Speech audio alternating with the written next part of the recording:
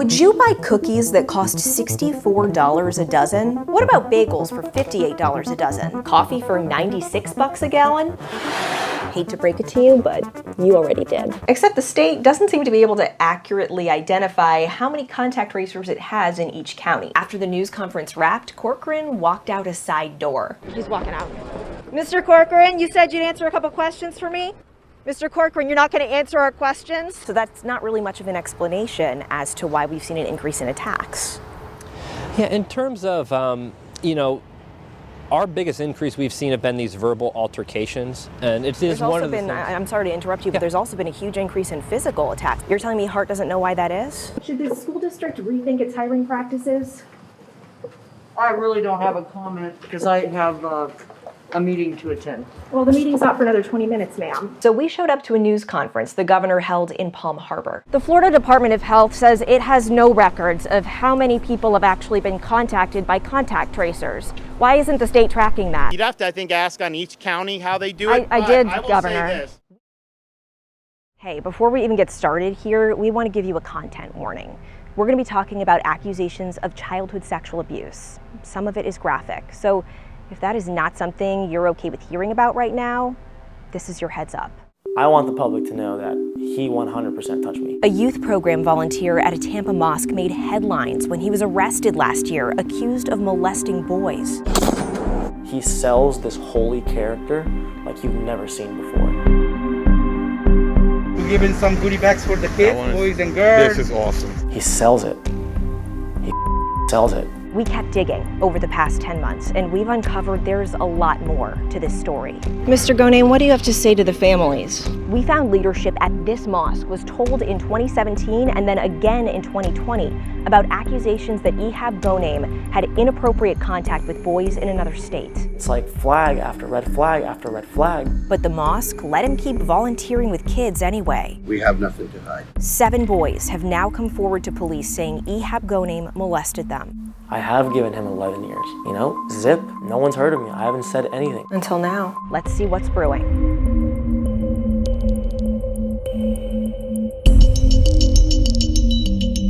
I'm Jenna Bourne, and I'm an investigative reporter at 10 Tampa Bay. If you're new here, welcome to our deep dive into issues that matter to you.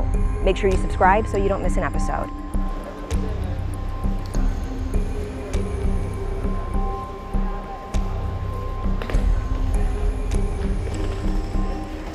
Check this out. Yeah. Turn over here. In here? Turn around for me. What's going on? Turn around. Hands behind your back. What's going on? You're under arrest. Before officers walked Ehab Ghoneim through the airport in handcuffs, I want to let you know that you have the right to remain silent. he was a volunteer with the youth program at the Islamic Society of the Tampa Bay Area.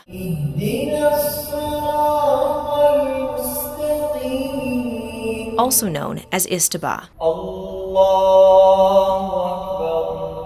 Thanks to Ehab for doing such an incredible job. I mean, he actually take care of a lot of these kids down here, take them all over. These are my community leaders, actually. In this video, Ghoneim is sitting with mosque leadership as they all introduce themselves to a visiting political candidate. My name is Ehab, a business owner and also youth program director in volunteer here in the mosque. Thank you for bringing us in. Yes, sir. These are key people. In early 2021, boys told police Ghoneim sexually abused them during sleepovers at his home in this Pinellas Park neighborhood and during overnight trips out of town for events like Islamic youth conventions. Police records show those boys reported Ghoneim would give them pills, get into bed with them, and touch them inappropriately while he thought they were asleep. One of those boys agreed to let Pinellas Park police record this phone call between him and Ghoneim. But when I would sleep, I'd wake up, right, and then, my private area, my penis, it'd be like, it'll be out of my boxes, and it would be wet. You know what I mean? And I was sleeping, I was like, what the heck is going on? And you would be next to me. So that's why I would feel very weird. And it happened multiple times. And in the morning, I'd wake up, and I'd be like, well, what the heck is going on? I would always think twice, what the heck happened? It's just that I was sleeping. You know what I'm saying? Come on, man. I would never harm you or never harm anybody. And what's it called? If you, in your heart, if you believe it, that's you. I mean, I know it happened because it happened multiple times. And as I said, since I got older, then I started getting more confident, you know what I mean? When you heard that all of these other boys have similar stories, pills, waiting until they go to It's the exact same story. After 11 years, Noor El Sayed says he's done staying silent. Ehab Ghoneim is my uncle. He was the fun uncle. I think it was the first time I ever had $50 cash in my hand. He'd give us all cash, we'd all go to Treasure Island, have an insane amount of fun, sleep together at night. Like, he was my best friend. And I remember when he'd leave, I would cry. When El Sayed was 14, he says Ghoneim abruptly left his job in New Jersey and moved in with his family in St. Petersburg. Did he ever talk about why he left New Jersey? He goes, I'm coming to live with you guys. I want to be around the family and my brother. It was just very abrupt, and it just felt forced. He would give me these sleeping pills, and I would have crazy dreams, but I specifically remember him sneaking into my bed and jerking me off. And then in the morning, I'm 14. You know, that's he stole my purity. Do you know any of the other boys who have come forward? No. The moment I heard what happened, I think selfishly right away, I felt a form of relief, because you almost feel like you're vindicated. Oh, I told you this happened. But then the reality sets in that there's young men struggling. El Sayed's accusations are in police records, but Ghoneim hasn't been charged with molesting him. Ghoneim's arrest, which we showed you earlier, was connected to 3 criminal charges of unlawful sexual activity with a minor and 1 molestation charge. And there's a reason those are the only charges. A Pinellas Park police spokesperson tells me his agency can only recommend charges for the accusations that happened during sleepovers at his home in this Pinellas Park neighborhood. That spokesperson says other agencies are investigating. We showed up to Ghoneim's pretrial hearing in April to try to get his side of the story. Mr. Ghoneim, what do you have to say to the families? Mr. Ghoneim, there's nothing you want to say to these boys? Then we came back to this courthouse last week to give him another opportunity to share his side. After he saw us in the courtroom, he bolted into a bathroom, changed out of his suit and into different clothes, a different mask, sunglasses, and a hat. Mr. Ghoneim, why did you change clothes in the bathroom?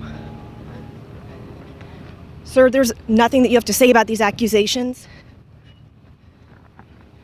Sir, your own nephew says that you molested him. Do you have anything to say about that? Sir, did you molest your nephew? Sir, why do all the boys have the same story? Okay, so what did leadership here at the Islamic Society of the Tampa Bay Area know, and when did they know it? In August 2021, after Ghoneim's arrest, Istaba administrator Muhammad Akkad, also known at the mosque as Abu Omar, told us this. We had absolutely no indications that he has something else going on. But once we even got alerted that something might have happened, we took the measures needed to protect the kids, to protect the community. But 2021 wasn't the first time that Akkad heard reports accusing Ghoneim of inappropriate contact with kids. That blows my mind. That blows my mind. In the recording you're about to hear from 4 months after Ghoneim's arrest, Akkad told Pinellas Park Police a former employee here at Istaba came to him in 2017 with this. They said, he's been accused of having improper contacts with kids in New Jersey. Akkad told police during that same recorded interview that he investigated the New Jersey accusations himself, reaching out to people in the Muslim community who knew Ghoneim. So I spoke with the young boy, and he said, listen, my friend told me that he has a cousin that his cousin's friend was in the shower, and Ehab walked in the shower with him. A source at Istaba gave us 7 letters of recommendation dated in 2017 from people who say they knew Ghoneim when he worked with youth in New Jersey, mostly at the Islamic Society of Monmouth County. They said Ehab was very instrumental in keeping the kids off drugs, the streets, all of that. His background check came clean. What Akkad didn't tell police during that interview is that the same former employee who came to him in 2017 came to him again in 2020. A source at the mosque sent us emails that point to more reports of accusations in New Jersey. Both the Monmouth County Sheriff's Office and the Islamic Society of Monmouth County tell us no one has reported Ghoneim molested them. Akkad told police he didn't trust the former employee who repeatedly raised the concerns, and since he wasn't able to prove the accusations were true, the mosque allowed Ghoneim to keep volunteering with the youth program. But since then, we restricted Ehab's movement, even though we had no proof. We've never had a sleepover activities. Okay, so about that. Ehab told police the mosque never authorized Ghoneim to do overnight trips or sleepovers, but he also told them that he and the two religious leaders here at the mosque, the imams, knew it was happening. Both imams send their kids with Ehab on trips. Me, myself, I sent my kid with him. He went with my son all the way to Miami. In that recording you just heard, Ehab also told police a group of adults came to him with accusations from several boys associated with the mosque in 2021. But Ehab says he waited another 2 weeks before cutting ties with Ghoneim. 2 weeks pass by and gets you on the phone with me, with a couple of other administrators. And once I corroborate that there is an ongoing investigation, at that point you had told Ehab he was no longer welcome as long as the investigation was active. Absolutely. While we were outside recording video of Istaba for this story, Muhammad Ehab walked up to us. If there were accusations back in 2017, even if you looked into it, couldn't find evidence, don't you think that there was some kind of responsibility to keep this man away from children just in case? The accusation was made by somebody who this man was supposed to replace, so he had a motive. There's no story. If you want a story, we'll sit down and we'll talk about it. So we're pulling up for our interview with Muhammad Ehab. Ehab agreed to a sit-down interview a few weeks later. Yep, we just pulled up. Okay, I will see you soon. But he backed out after we showed up. Istaba, its two imams, and Ghoneim are all named in a civil lawsuit brought by one of the boys. The mosque and its leadership deny wrongdoing.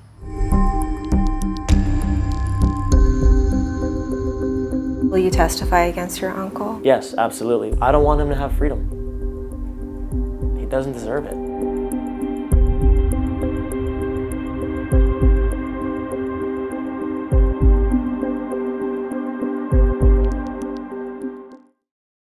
Hey, we want to warn you, you're about to watch some graphic videos of police dogs biting people. So if that's something you're not okay with seeing right now, this is your heads up. Okay, here's the episode. Okay. Sir, please make him stop, please. He's doing what he can. We're trying to get you off. Trying to get you, ma'am.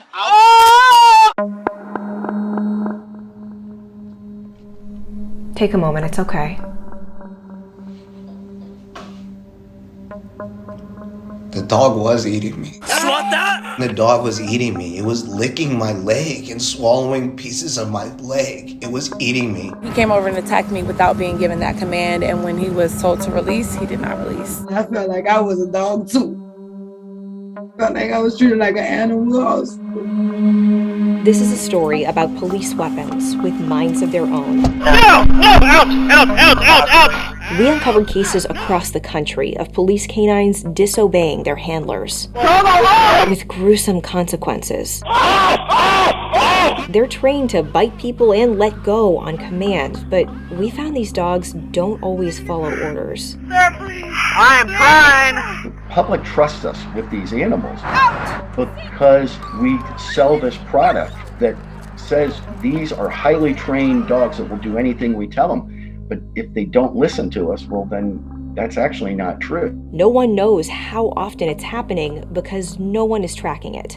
And we find out the dogs that disobey often wind up right back out in our communities. Let's see what's brewing.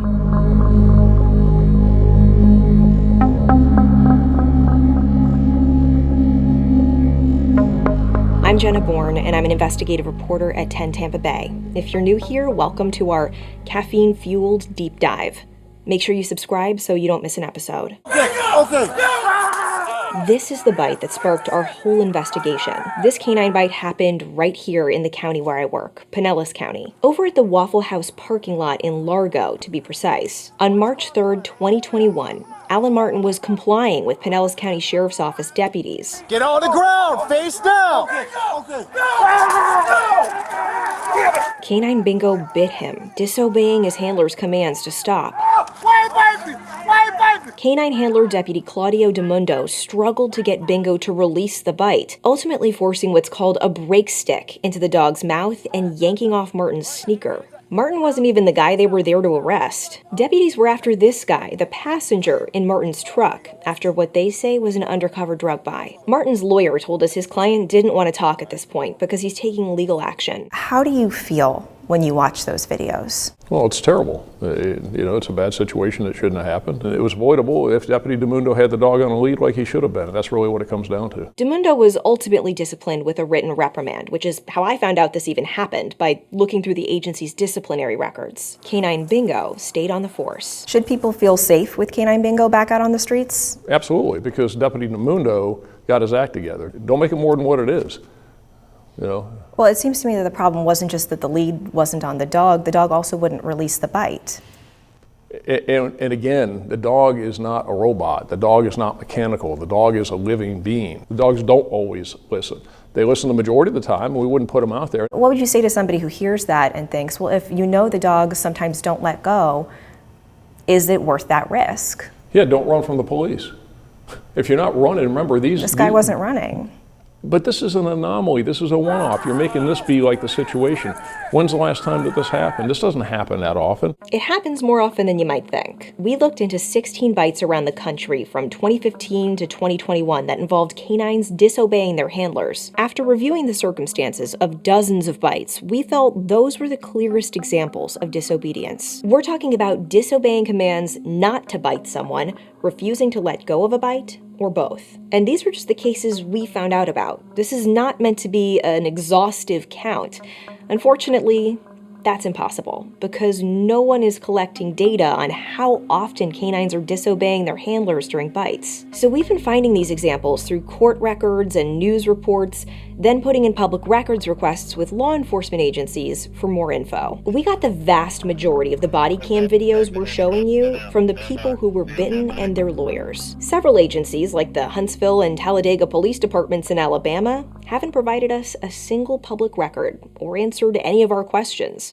Please get the dog off me! You are going to have to wait just a second, lady. On June 12, 2015, Ashley White was suspected of jumping out of the passenger seat of a speeding car and running. Talladega Police Canine Anders' handler pulled on his choke collar and gave him commands to let go in Dutch. Ander, look! But Ander wouldn't let go. Sir, please! I am trying! I'm trying. Oh, please, oh, please. Oh, Lord Jesus. Look. Lord Jesus. Ander, look. Talladega police won't confirm if Canine Ander stayed on the force. In Huntsville, Alabama, Canine Ronan bit this officer over his vest. Oh, I gotta choke him off. For 40 seconds. Come out to me now! Then bit a second officer Out! in the groin Out! for 30 seconds. Come out to me now! I'm sorry, man. Did you teach him to bite on the No. Then he bit the intended target, George Matthews, who was suspected of stealing an SUV. Good boy. It took about 20 seconds of verbal commands and pulling on Canine Ronan's collar to release that bite. Huntsville police won't confirm if Canine Ronan stayed on the force, but in a deposition 2 years later, his handler said they were still working together. Oh, there's a lady. In St. Paul, Minnesota, Ouch, ouch. Canine Gabe bit an innocent woman taking out her trash. We're trying to get you off. It took 30 seconds to get him to release. St. Paul police tell us the agency retired Canine Gabe, transferred his handler out of the canine unit, and reformed its canine policies. What did I do to him? Nothing. In Roswell, Georgia, 18-year-old Wild DeCellian was suspected of being in a car that was reported stolen. He sat on a curb and put his hands up, then down. Roswell Police Canine Robbie's handler wrote in his report his dog interpreted those movements as unacceptable and furtive. Canine Robbie disobeyed those verbal commands and bit DeCellian anyway for 40 seconds as his handler shouted commands to release. Tried to choke the dog and raised the power on his shock collar. Canine Robbie released, then bit DeCellian again for another 8 seconds. In all, Canine Robbie ignored more than a dozen commands before trying to bite his handler. The dog stayed on the force until he retired 4 years later. And I thought about my family, I thought about my kids. Nicole Edwards, who's a mom of 3, walked away while Lake Charles police were searching a car she was a passenger in. They used Canine Bobby to find her. Los! Oh! Canine Bobby's handler gave 9 verbal commands in Dutch to let go, pulled up his dog's choke chain, and hit him twice on the head. It took 50 seconds to release the bite. Sir, please make him stop, please. He's doing what he can. Oh, something ripping. The dog, my meat was in his mouth, and I was like, is that my meat? And I was asking him, is that my meat? And I was like, get it and put it back. You know, I've seen in movies where they'll do the finger or, freeze. I was serious, and they, he's like, yeah, you should have stayed still. You should have stayed still. Here's what Canine Bobby's handler told Edward's lawyer during a deposition. Why is he not going to release and sit as you, as handler, gives him that command? That scene is? Do you know any dog that's going to sit there, release and sit in a chaotic situation? Canine Bobby stayed on the force for another year before retirement, according to that same deposition. Out of the 14 canines involved in the 16 bites we looked into, at least 6 stayed on the force. 3 were retired shortly after the bite. For 5 of the dogs, their law enforcement agencies have ignored our questions about whether they stayed on the force. Okay, so we've shown you this is happening all over the country, and at this point you're probably wondering, why is this happening? And I wish we had a simple answer for you, but we found there are a lot of factors. First of all, like Sheriff Gualtieri was saying at the beginning of this story, these dogs have minds of their own, even if they're well trained. Everybody knows that animals are imperfect. Everybody knows that the canines are imperfect. And you can't totally 100% all the time control a living being. Why do canines sometimes disobey their handlers? Well, poor training is the simplest.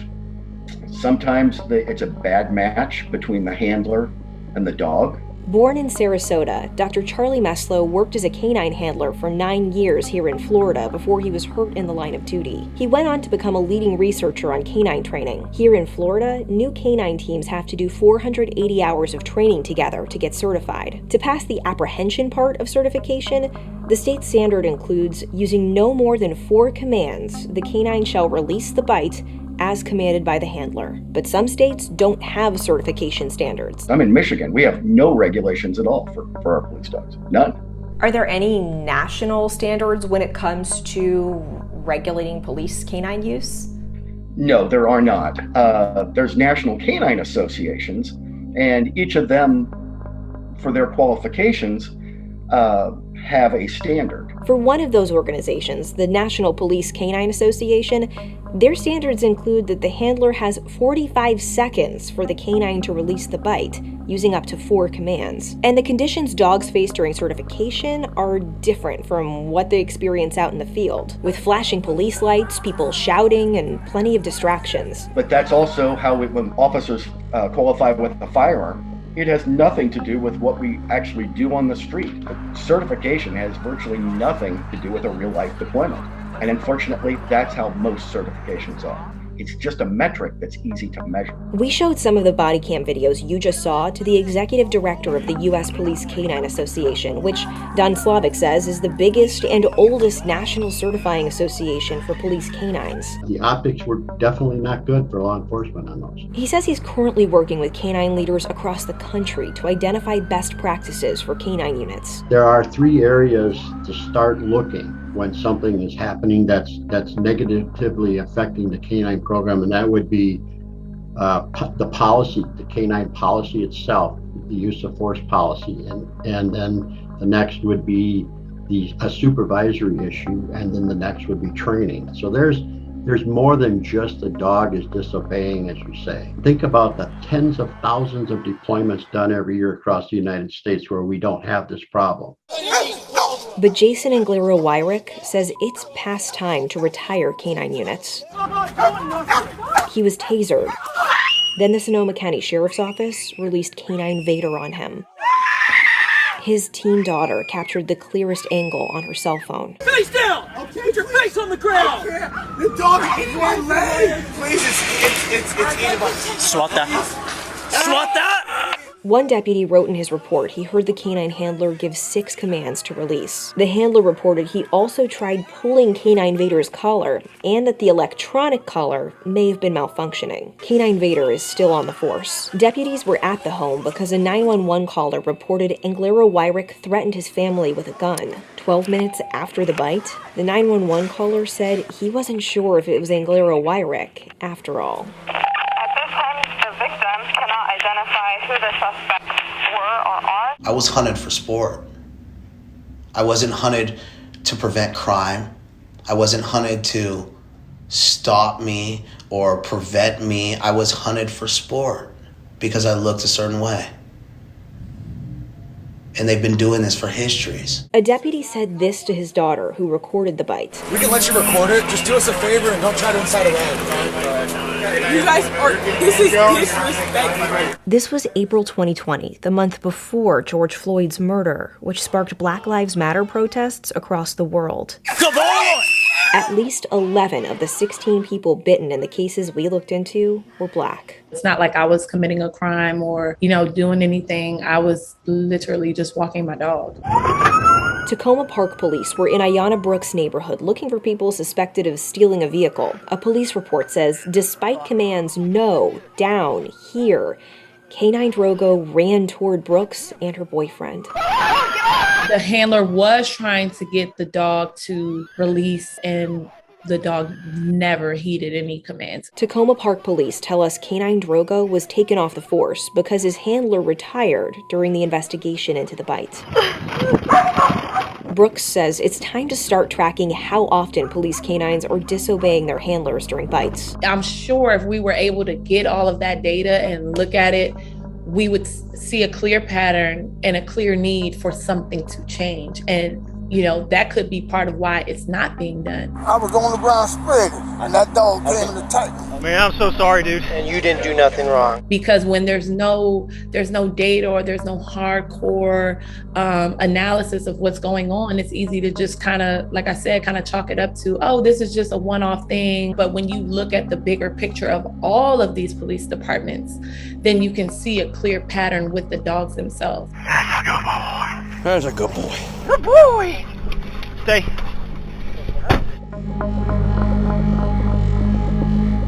Thanks for watching What's Brewing. Subscribe so you don't miss an episode, and I'll see you next time.